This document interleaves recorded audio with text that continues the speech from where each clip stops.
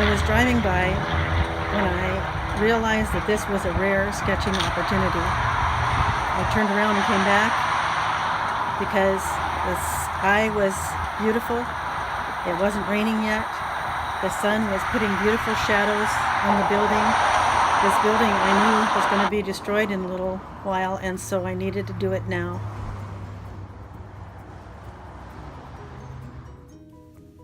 I brought you back to my studio where it's a little bit easier to demonstrate how I did the sky. This is my usual outdoor painting and sketching kit that I carry with me all the time. It's a traveling pocket set. Everything fits into a little zip bag here. My Sucrets box holds my small little Altoids handmade palette. It fits in here like this. The colors that I use are ultramarine blue, manganese blue, crimson red lake or alizarin crimson or permanent rose, vermilion, Windsor lemon or any kind of lemony colored yellow, and permanent yellow deep. Those are the ones that are in this little Altoid Smalls right now. I have a sponge, extra ink cartridge, 2 little half pans. This has Windsor blue or phthalo blue green shade in it, and it also has burnt sienna. These can be taken out or left in however you want, but it'll all still fit together in there. I always have my Pentel water brush and a fine tip pen. This one's a Sharpie that's waterproof, and I always carry my travel brush for skies. It's a much bigger point than you see on the little water brush. Water brush I can do most sketching with, but when I need to do the skies, like you see in the sky right here, I like to do that with my travel brush because it's just works better with watercolor. So this is a travel brush. It's equivalent of about size number 8. Just take out the sponge, pour some water in my Sucrets. I can use the sponge or even a paper towel if I need to. Sponge or a paper towel is going to work fine for regulating the water on my brush. And I'll show you how I made a wet and wet sky like the one in the sketch.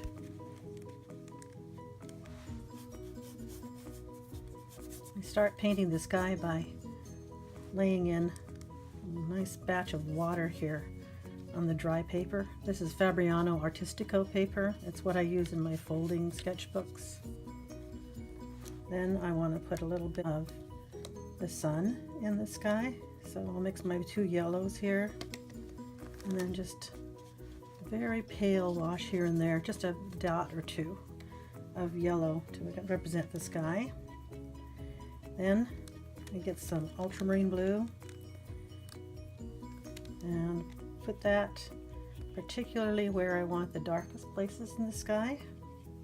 This is to show the sky holes, I guess you could call it, where it's actually not the clouds themselves, but it's the sky in between the clouds. And as the paint meets the water, see, it runs down and makes these soft edges. Then I can use a paper towel to dab off my brush and make it thirsty, and then I can come back and soften off any edges that I want to make them look very puffy and cloudy. I can also use the other indication of sky, which is rough.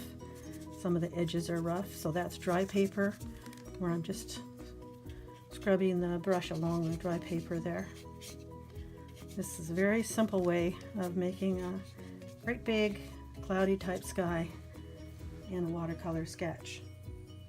You can add more color to the sky, like you could take a little bit of blue, a little bit of red, mix it together here, and dab off your brush so that it's not too wet.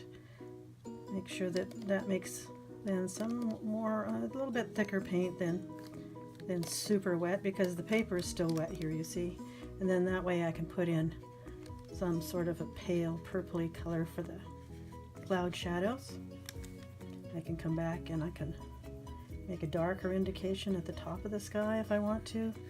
See, that's the wonderfulness of watercolor, isn't it? The way that the paint moves. And since there is no the sky, every sky changes momentarily, you can do whatever you like to fit your composition. You can lift out some areas by taking a thirsty brush, that's dabbing it off on your paper towel and lifting off some areas that you realized you needed to leave white. Shows the tops of clouds, helps to connect the shapes together. As long as everything is perfectly wet, then you can do that. And then the bottom of the sky, usually make a gradation, like these gradations here. I showed this on a previous video. Make it lighter, paler, and cooler towards the bottom. The sky does. So you can put some cerulean blue or manganese blue in there. Add a little bit of that cerulean or manganese blue kind of in the middle here, right over the top of some of these other washes to integrate. If you feel like you want to make it a little bit lighter again, just dab off your brush, and while everything's still wet, you can lift off some lighter, whiter areas. As soon as it starts to dry, then this possibility goes away of making these soft-edged lift outs. And that's basically how I did the sky in my recent outdoor painting. I knew I would need to paint a wet into wet sky, so I waited until the rest of the painting was finished before I did the sky itself. That gave me a little more control over the wet paint.